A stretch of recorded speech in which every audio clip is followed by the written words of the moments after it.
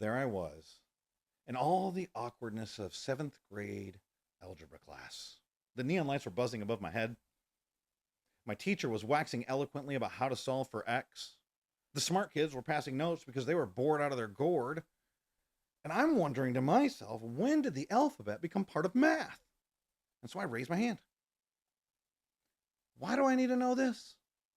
He didn't really have an answer. And so I said, in what job am I going to use this? And he said, Scott, if you ever become an algebra teacher, you're going to need to know how to teach algebra. Boom! I had just solved my first ever algebra equation. I don't want to teach algebra, so I don't need to know this. At least that's what I thought.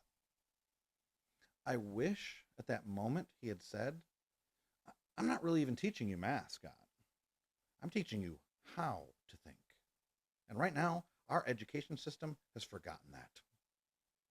We know the education system is broken, and what we keep doing is throwing funding at it. Unfortunately, it's federal funding. That's your money. So even if your kids are in private school, you're paying to try and fix a problem that's not a funding problem. It's a fundamental problem.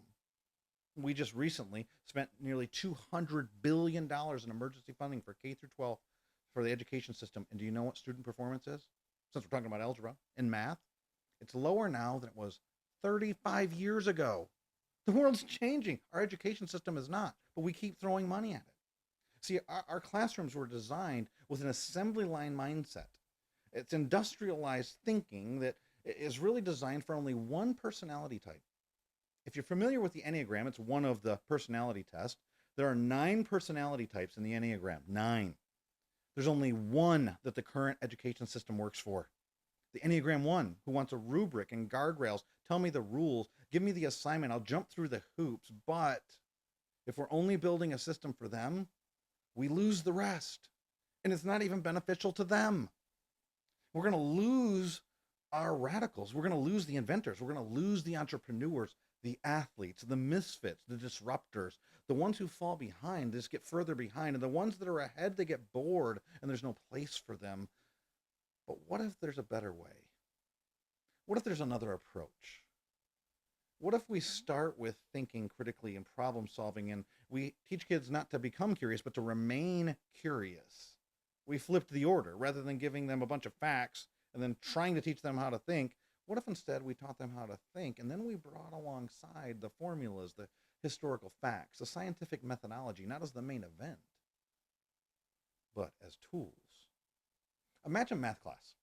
If you were to walk in, instead of the teacher saying, open your books to chapter 1, we're going to solve for X. What if instead he or she said, and all the athletes gasped, I want you to design the perfect arc on a jump shot. Or all the adventurers bursting out of their seats. I want you to come up with a budget for the ideal vacation. Or all the entrepreneurs, we're going to have to come up with a startup plan, and you're going to have to write it, and you're not going to get seed funding. And along the way, you still taught algebra, but now it's connected to something in the real world that you revisit. It's a recall system. And instead of dumping it all down their throats at one point to regurgitate on a test, you gave it with pace and space and shorter intervals. And maybe you even, instead of just evaluating by grades, measure things like resilience and collaboration and creativity. And this approach wouldn't just make better students, it would make a better world. And it matters to me, not because of that algebra teacher, but because of a variety of factors that I'll be discussing somewhat in a TED Talk I'm going to give in 2 weeks. But I struggle with imposter syndrome.